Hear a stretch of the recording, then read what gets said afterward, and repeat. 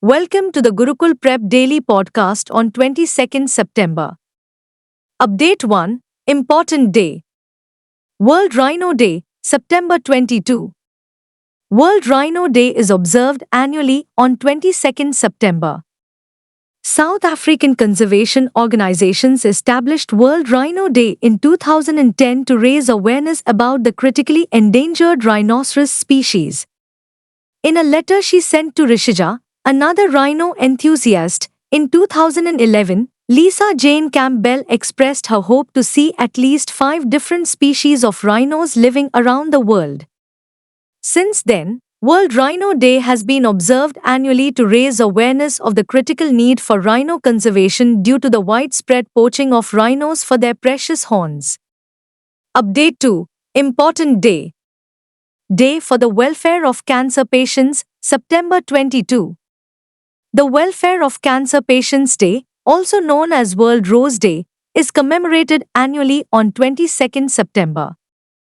The rose represents caring, love, and strength. The day is devoted to people who have cancer all across the world. It celebrates Melinda Rose, a 12-year-old Canadian cancer patient who died in 1996. This day signifies raising awareness regarding the fight against the disease and encouraging sufferers to stay positive. It is an occasion to give cancer patients hope to recover soon. Update 3. Important Day. World Rivers Day 2024, September 22. World Rivers Day is observed every fourth Sunday in September, and this year's date is 22nd September. Mark Angelo, a globally recognized river conservationist, approached the United Nations in 2005 as part of its Water for Life campaign, a decade-long attempt to raise awareness about vulnerable water resources worldwide. The first World Rivers Day was held in 2005, following the United Nations Water for Life Decade announcement.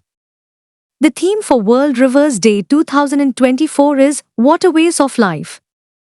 Update 4. Appointment. World Boxing Champion Nikhat Jareen joins Telangana Police as DSP. Nikhat Jareen, a World Boxing Champion and Olympic athlete, has joined Telangana Police as Deputy Superintendent of Police, Special Police. Jareen's new job comes after her recent participation in the Paris Olympics.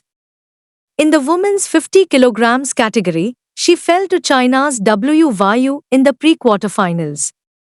Jareen, who competed as an unseeded boxer, admitted that it was the most challenging loss she had ever experienced. Despite the setback, Jareen remains determined. She told her supporters, "I promise this isn't the end.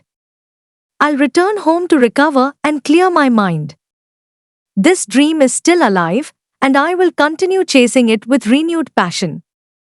Update 5. Awards. Dhruvi Patel wins Miss India Worldwide 2024.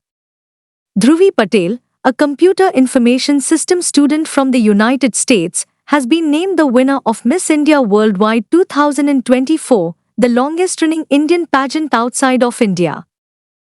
Lisa Abdulhak of Suriname was named first runner-up, with Malvika Sharma of the Netherlands in second place in the same race. Suan Moutet of Trinidad and Tobago won the Mrs. category, with Sneha Nambiar taking first place and Pavandeep Kaur of the United Kingdom finishing second. In the teen category, Sierra Choret from Guadeloupe was crowned Miss Teen India Worldwide. Update 6. Awards. Johnny Depp to be honored with Lifetime Achievement Award at Rome Film Festival. The Rome Film Festival has revealed that Johnny Depp will be awarded a Lifetime Achievement Award at the 2024 edition. According to Deadline, Depp's most recent directorial endeavor, Modi, 3 Days on the Wing of Madness, will also be screened at the festival. Modi portrays a 72-hour whirlwind in the life of bohemian artist Amedeo Modigliani and explores the artist's tumultuous experiences amid the war-torn backdrop of Paris in 1916. The film also features French actress Antonia Desplat and Riccardo Scamarcio. Update 7. Banking. IDFC First Bank launches Ashwa Credit Card. IDFC First Bank, a pioneer in innovative financial solutions, has introduced the Ashwa Credit Card, its latest product for the modern, discerning customer. The Ashwa Credit Card, sponsored by Visa, celebrates the spirit and aspirations of the new India. Crafted from the finest metal, it combines the beauty of Indian heritage with the refinement of a metal form factor.